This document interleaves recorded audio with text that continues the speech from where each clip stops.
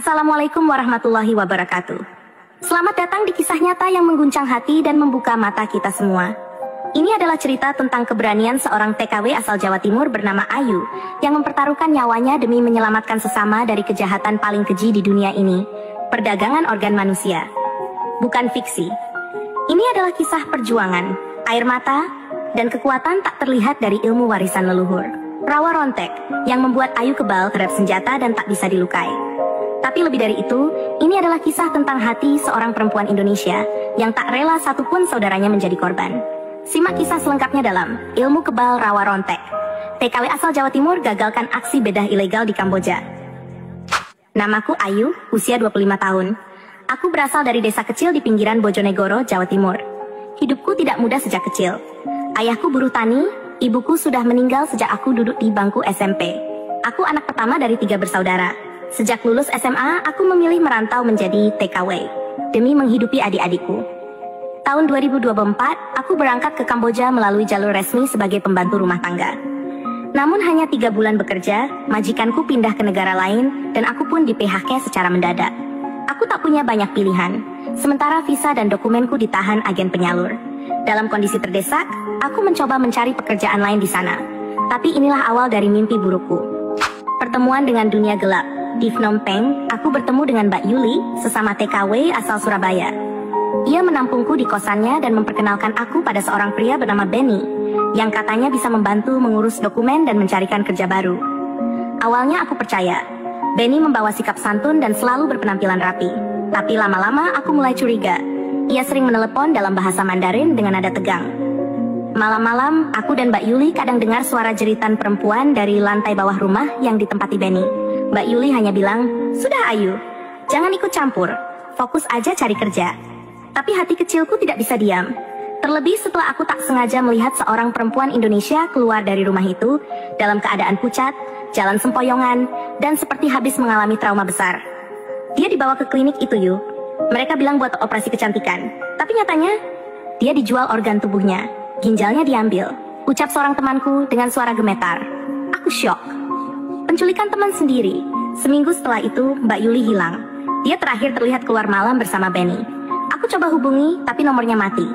Saat aku tanya ke Benny, dia bilang Yuli sudah pulang ke Indonesia. Tapi aku tahu itu bohong. Yuli tidak mungkin pulang tanpa pamit padaku. Hari berikutnya, aku putuskan menyusup masuk ke rumah Benny saat malam. Diam-diam, aku memanjat pagar dan mengendap melalui jendela belakang yang tak terkunci. Jantungku berdegup kencang. Rumah itu sunyi. Tapi saat kubuka satu pintu menuju ke bawah tanah, aku menemukan ruangan operasi ilegal. Ada lampu bedah, peralatan medis, bahkan lemari pendingin yang berisi organ manusia. Dan di sana, aku lihat Mbak Yuli terbaring lemah di atas ranjang logam. Dalam kondisi tubuh terikat dan perutnya dibalut perban berdarah. Aku panik. "Yul, ya Allah, Yul!" bisikku pelan. Dia membuka matanya perlahan. "Ayu, lari, mereka jual ginjalku." Saat aku berusaha membebaskan Yuli, tiba-tiba 3 pria berbadan besar datang menghampiri. Salah satunya adalah Benny. Mereka langsung menarikku dan mengikatku ke kursi. "Dasar cerewet, kamu bakal jadi pasien berikutnya," bentaknya. Aku menangis dan berteriak. Tapi mereka tak peduli. Salah satu dari mereka mengangkat pisau bedah. Tapi pada detik itulah, aku teringat pesan almarhum kakiku. "Ayu, kalau kamu dalam bahaya, ingat ilmu yang kakek wariskan. Rawa rontek. Ini bukan ilmu sihir, tapi kekuatan batin dan keberanian. Tubuhmu bisa terluka, tapi hatimu jangan pernah menyerah. Saat kamu percaya penuh pada kekuatan itu, luka apapun akan sembuh seketika. Jangan takut." Saat pisau itu hendak menembus kulitku, aku berteriak dari dalam hati. "Aku tidak takut. Aku tidak akan mati di tangan penjahat seperti kalian." Pisau itu memang melukai bahuku, tapi anehnya rasa sakit itu hilang seketika. Luka itu menyembuh di depan mata mereka. Darah berhenti, kulitku menutup kembali. Benny dan 2 anak buahnya terpaku. "Apa-apaan ini?" Aku menyentakkan tubuhku sekuat tenaga. Tali pengikat terlepas. Aku bangkit dan menendang pria terdekat. Seketika mereka berusaha menyerangku, tapi setiap pukulan dan tendangan tak mampu menjatuhkanku. Satu demi satu mereka tumbang. Aku berlari ke arah Yuli, membebaskannya, dan menggandeng tangannya keluar dari rumah itu. Kami berlari menuju pos polisi imigrasi Kamboja terdekat. Di sana, aku melaporkan semua yang terjadi dengan membawa bukti video dan foto dari ponselku. Awalnya mereka ragu. Tapi setelah melihat tubuh Yuli yang habis dioperasi, serta rekaman dalam ruang operasi, mereka langsung bergerak. Polisi mengepung rumah Benny dini hari itu, dan menemukan lebih dari 5 perempuan Indonesia yang hendak dijadikan korban selanjutnya. Benny dan komplotannya ditangkap. Jaringan itu ternyata bagian dari sindikat internasional perdagangan organ manusia yang menyamar sebagai klinik kecantikan ilegal. Viral dan dipulangkan beritaku menyebar ke media lokal dan Indonesia.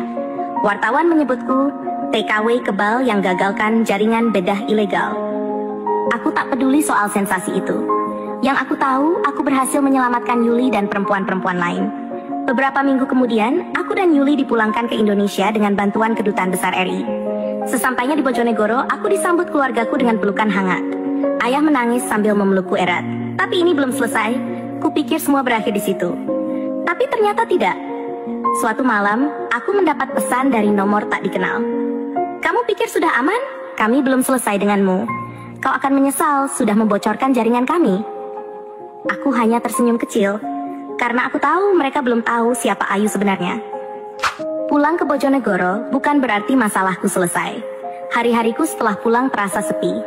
Masyarakat kampung memang memujiku karena berani melawan jaringan kriminal internasional. Tapi di sisi lain, aku merasa tak bisa hidup tenang. Pesan misterius yang kukira hanya ancaman kosong ternyata menjadi kenyataan. Aku dibuntuti. Beberapa hari setelah kepulangan, aku melihat mobil hitam asing parkir di dekat rumah. Penghuninya tidak turun, hanya duduk sambil mengamati. Ayahku mulai cemas.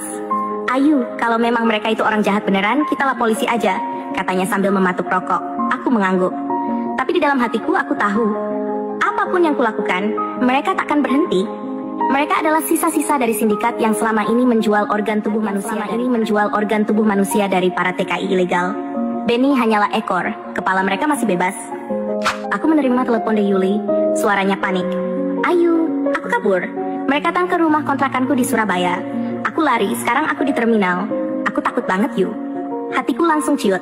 Ini bukan ancaman main-main lagi. Mereka menyebar. Mereka ingin menutup mulut semua saksi. Aku langsung naik bus malam ke Surabaya, tanpa bilang ke siapapun. Menemui Yuli yang sedang sembunyi di bawah tangga terminal. Tubuhnya menggigil. Yu, mereka ada di mana-mana. Bahkan katanya ada yang menyamar jadi polisi. Kita harus melawan, Yu. Mataku tajam menatap gelap malam di luar jendela terminal. Sudah saatnya aku tidak hanya bertahan, tapi juga membongkar akar mereka. Jejak jaringan di perbatasan. Lewat koneksi seorang jurnalis yang sempat mewawancaraiku, aku mendapat informasi.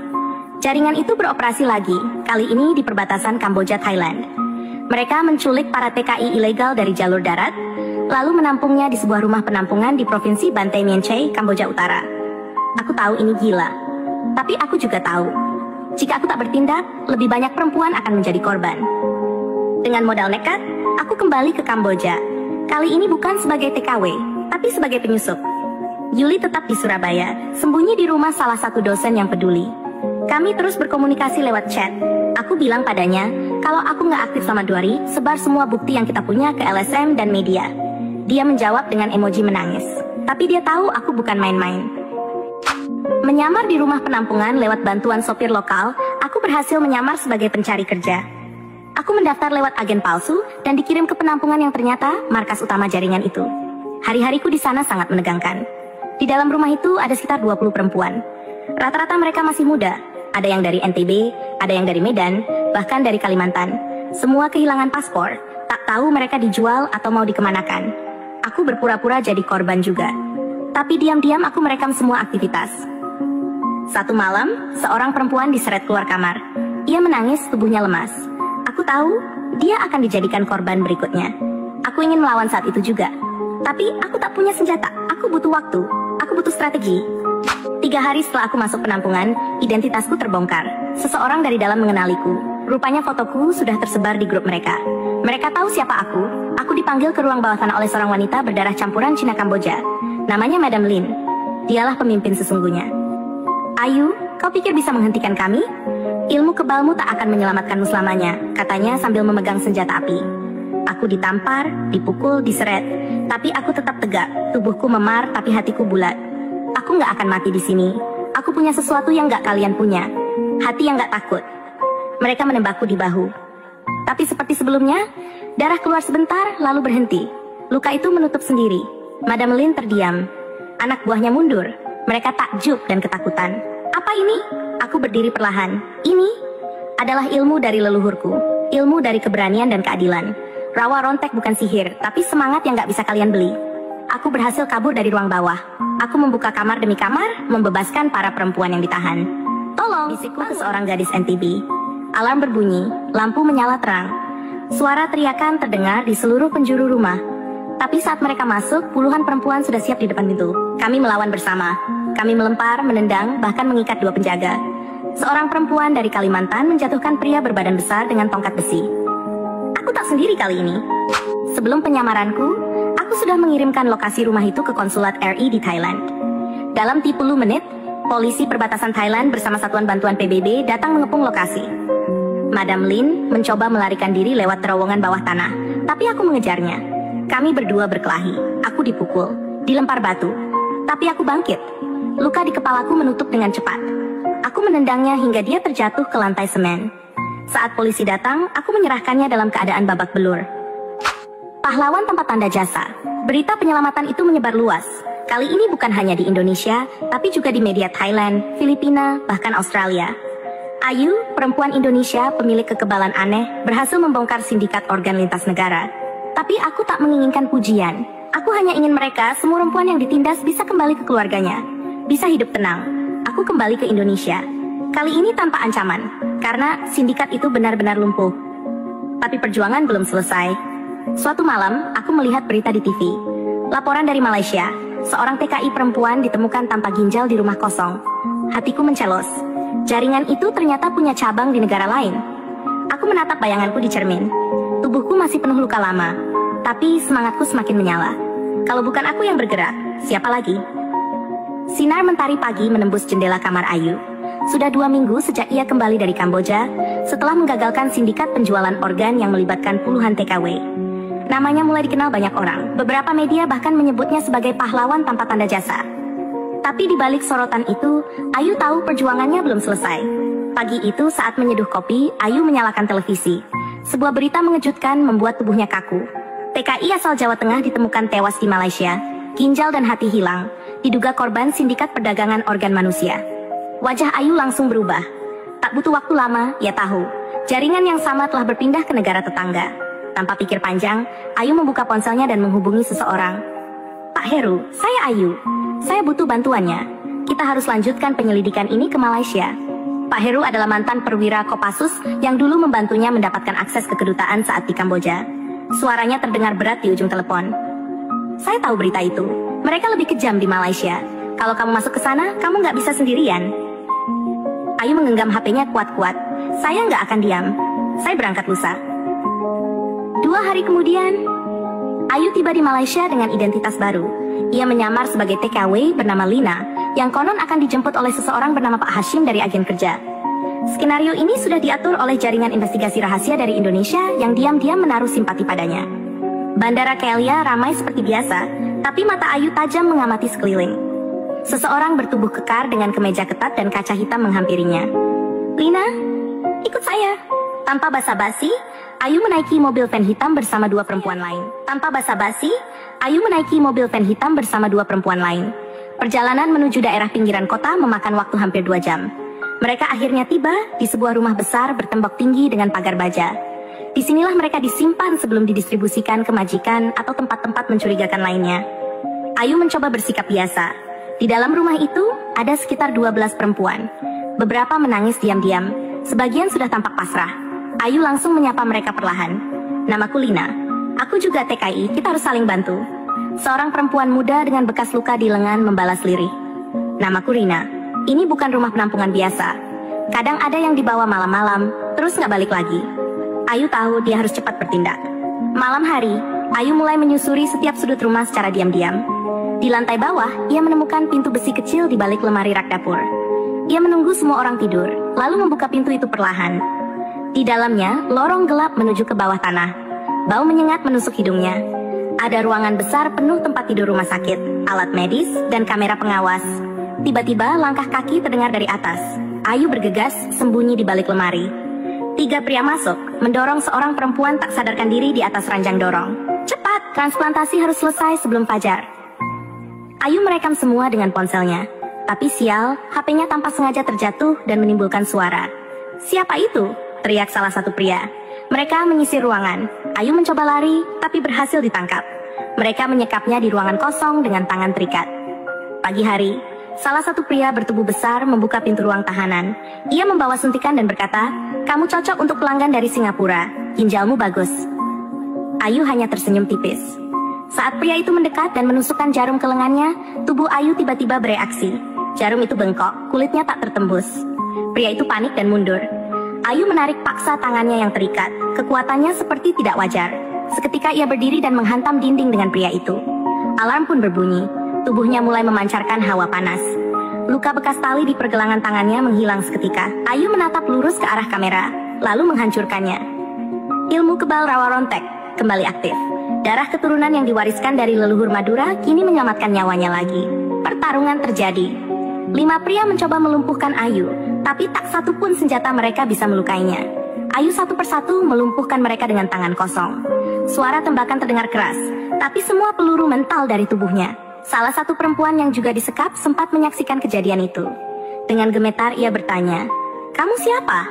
Ayu menjawab tegas, "Aku cuma TKW, tapi aku nggak akan diam melihat kita diperlakukan seperti binatang." Akhir yang mengejutkan. Dengan bantuan perempuan-perempuan lain, Ayu berhasil membuka semua ruangan dan menyelamatkan para korban. Ia menemukan dokumen penting berisi daftar TKI yang akan dikirim untuk operasi gelap. Beberapa nama bahkan sudah terjual ke luar negeri.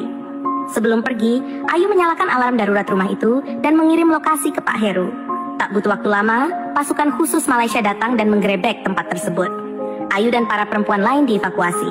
Di ambulans, Ayu memandangi langit. Satu tempat lagi, tapi aku yakin ini belum akhir.